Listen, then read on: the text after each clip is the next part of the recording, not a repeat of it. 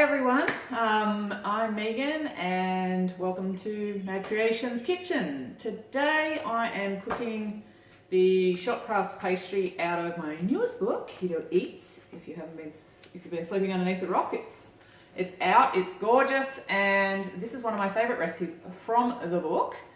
And I would just like to get into it and just show you how it is to quickly whip it up, put it into different versions and bake it. So today I will be doing a sweet version. In the book you actually get a savoury version and a sweet version. So I will just be quickly going through, and I'm doing it today in the Thermomix. For those of you who haven't used a Thermomix before, you can do everything that I'm doing the same in your mixer, stand mixers, or even by hand if you like a little bit of manual work. But yeah, it's just as simple as popping it in and mixing it up. It's just another form of a mixer. So let's get into it. So to begin with, I've got my almond meal. So that is just going straight into my mixer. I have my coconut flour, and that is going into my mixer as well. I have my whey protein isolate. That's going in as well. I have my xanthan gum. I've actually just pre-measured everything out so you don't have to watch me measure everything. But you can actually see I also have the digital scales in front of me. Even if I use my Thermomix, some things won't measure properly. So I prefer to use the digital scales and then double up if I'm testing a recipe to make sure that I know that I'm putting in the right amount. Then we put in our salt. I'm just using some salt flakes, which I'm actually just breaking up with my fingers and popping in there for now. And we need our butter, which is just in the fridge. So very important that the butter and cream cheese goes in cold. If you've ever made pastry before, it gets a little bit unmanageable. And can I just tell you now that keto pastry is even a little bit more harder to manage, but it's still easy though too. You'll see when I go to press it in that pretty much you can do it like if it was like a biscuit base anyway, but it'll still come out and it'll be beautiful. So I'm just going to pop on my lid. There's going to be a little bit of noise because I'm actually going to turbo that for 2 seconds. So I just go, oh God, where's my turbo thing? Here. Look at that, I don't even know how to use the machine. Okay, so I'm going to turbo that for 2 seconds. I'm just going to show you what it looks like. Hopefully it looks good. I'm just going to do that for another 2 seconds. If you see that the butter is still really thick and still in chunks, just do that again. Down to 2 seconds. Because you want to do this until it resembles fine breadcrumbs, which is pretty much exactly the same way that we do our pastry and that normally, like with the flour. But as you can see, I've still got like some chunks. So I'm just going to do that again. So obviously it depends on the how cold your butter is. So this is obviously very cold, and I know it was because when I how are we going? One more time.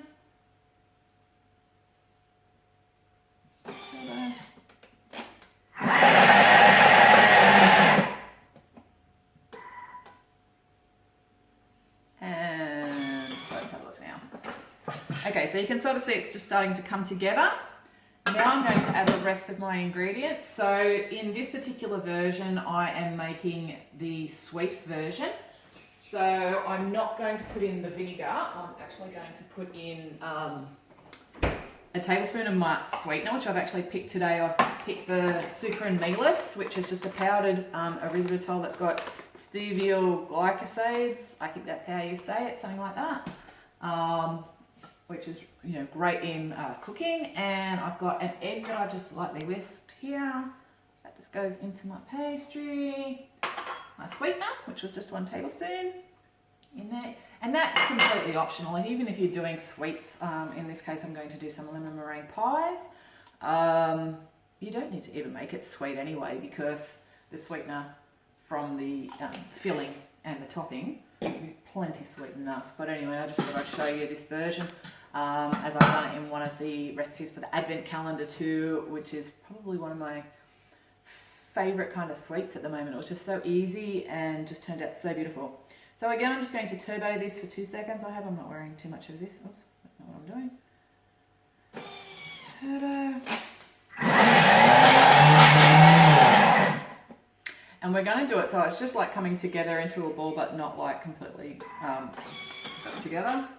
So I think that could just go another 2 seconds. If you're looking in there and you're still seeing chunks, or what you can do, which I'll probably do now, is if it is still, you can see there's a little bit of the cream cheese. I'm just actually going to grab my spatula and just excuse me, because I didn't get one of them out.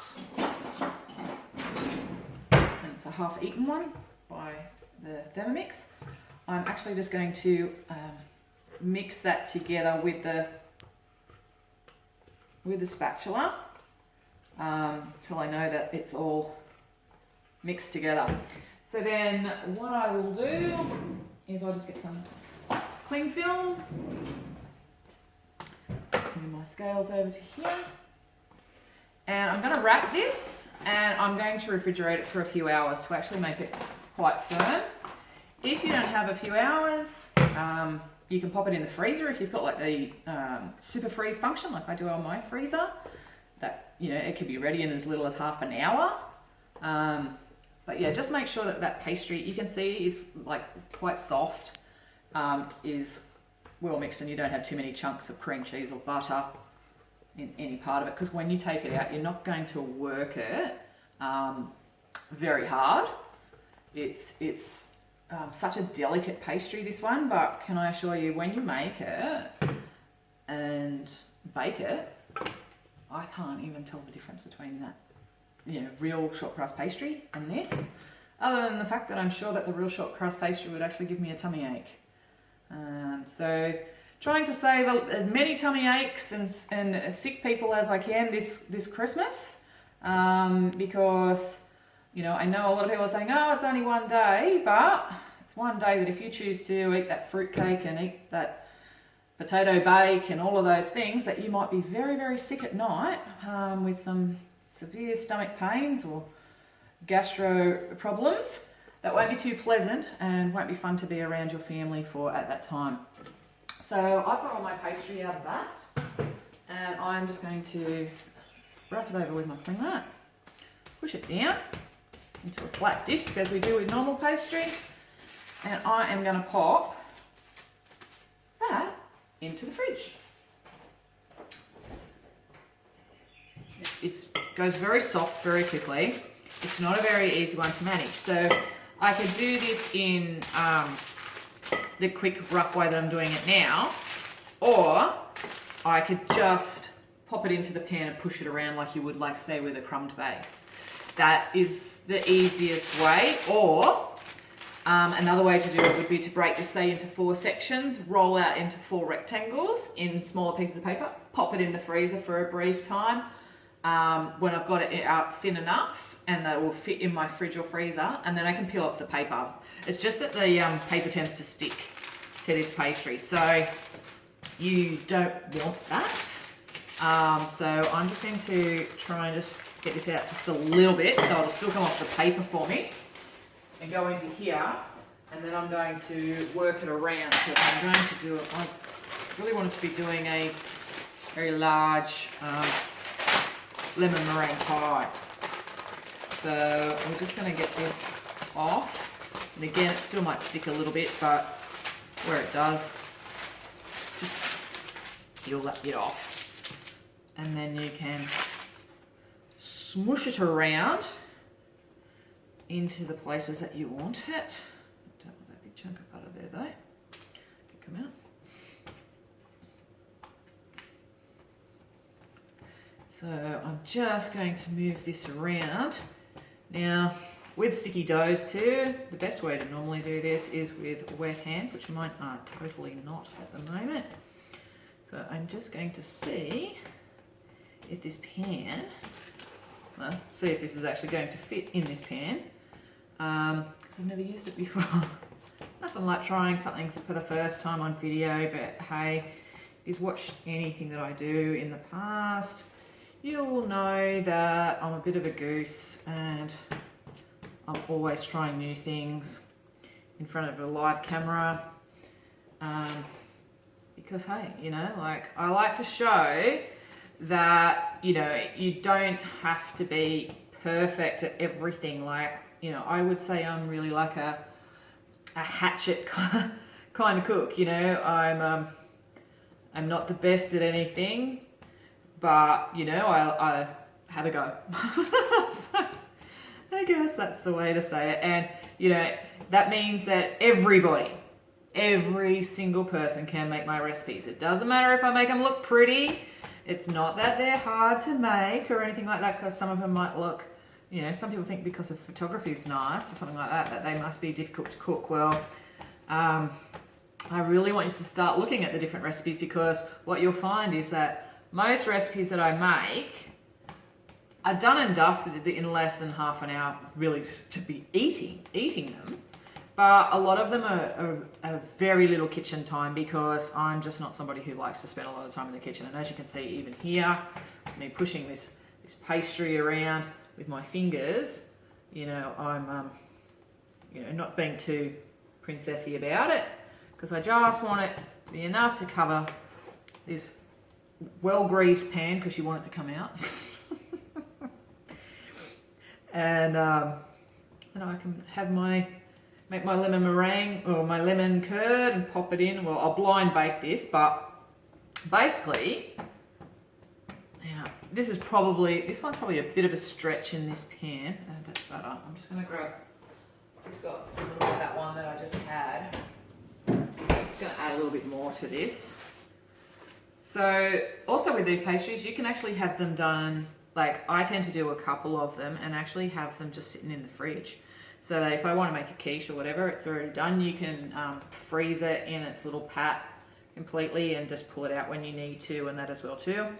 When you're doing small tins, it is actually very easy to actually roll out the dough, which I should have probably shown you today, into little rounds to fit into the little like 8 centimeter tins and that I've done, like the little tarts and things like that in it. That's quite simple, but yeah, that's it. I just want to show you that, you know, it's not about precision or anything like that. You just want to have like a really nice pastry. It's still got to be thin, not too thin. That's why I'm just patching up some of these places now, because I've just stretched it possibly a little bit too far in this size tin. But the mixture actually fits perfectly in the 22 centimeter fluted tart tins for your like large quiches and that as well too, which is great for Christmas. So you could actually do this. I can actually show you one in a minute. I've already got one pre-prepared. Okay, so once I've actually done all of that, you can pretty off all your edges and everything like that. You can take it right up to the top, use your knife and go over it, which I'll show you on another one that we've got done here. I'm just going to give my hands a quick rinse. Okay, so what I do just before I pop this into the freezer, I'm not too bothered what this looks like on the top, because I'm actually going to be putting lemon on it, and then I'm going to do a big meringue over the top. So I will just grab a fork and just quite simply just do the usual, cracking it with a fork all over. And I'll place this in the freezer now. I can place this in the freezer for a few days or whatever. Just cover it with a bit of cling wrap so it doesn't get freezer burn. But I could place this in the freezer for, you know, a week or more if I wanted to. You know, make it well ahead for Christmas and then actually have it there ready to go for Christmas Day or the day before if I'm going to make cold quiches or something like that. So I'm just going to pop that into the freezer now. What I'll do is I'll show you. I've actually got one here that I've actually done in the large tart tin. Now this one's just had like some nigella seeds popped into it to give it a bit more of a savoury flavour. So this one's not a sweet one. And you can see like the edges have been finished off quite nicely. It easily comes out of the tin. I'm just going to do that one with a little bit of ricotta, and I've got some beautiful, must be over on my other table, cherry tomatoes and little tom thumb tomatoes from my garden. But you know, you could do that as a sweet or a savoury pastry.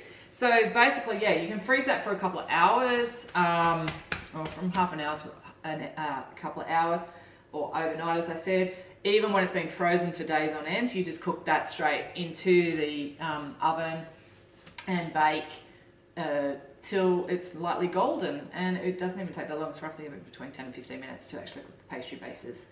And that just keeps blind baked. So you don't even have to stick in your beads or anything like that. There's no rising of this pastry. And yeah, and you can do it in the savoury or the sweet. So that was just like a quick little video of just how to actually do your pastries. But like I said, you can do it in the large rectangles, you can do it in the circles, you can use them for pie tops. But yeah, think about it. If you're going to, I'll just grab that dough again. This one's soft though. If you were going, oh hang on, there is one that's there. I just saw one. It's burn. What about that? So I've actually got this little bit here. That is from the sweet pastries that I made the other day. Like I said, I just keep it in the fridge so you can just roll it out when you're ready. So whether I wanted to do a big one or not. So when you bust out a piece like that, that's like the whole, because I made 10 out of one batch, so I just cut 10 pieces. But if I actually just quickly roll that out, you'll see, so I quick roll, roll, roll, roll, roll, roll, roll. When I go and stick that, it's a lot easier to come off the paper. And I go and stick that into my pie tin and stuff like that. It's easier to trim and that as well. I don't have any here, I don't think. I don't know where I've hidden them. But yeah, if you know, you just think you pop that into your tart tin, cut off the excess, patch up any pieces that are missing, you know, or the top of the rim. And that's how easy it is, because yeah, in the smaller pieces, it's a lot easier to get it out. But you still, like I said, you still want the consistency to be thin, not sheer or see-through, and take it up to the size of your tins if you want it to look nice and pretty. If you're going to top it with other things, no need to. Other little things that you could do, and I don't have one here, I did. Give me a second. I don't know where I put this thing, but I was actually like wanting to experiment, so again, why not just do it on video anyway? If I push this doily into it, I don't know how you can see that, but it gives it a really pretty pattern. So you can do that like for your pie tops and that as well too, and actually have some nice patterns. But I've got a really lovely one somewhere. I just moved it for the video. That's a big one that I actually want to do for a full pie top. But yeah, that actually works really well. So it's just the pressure that you put into the doily, or what kind of doily that you use, and it gives a nice pattern. So anyway, that's it for pastry. I will show you that rectangle one filled with lemon curd later, and in my follow-up video with how to create the perfect pavlova. And that is that simple. It's nothing like rolling out pastry. It is very, very easy. Anyway, from Mad Creations Kitchen, Megan, thanks for watching. Happy cooking.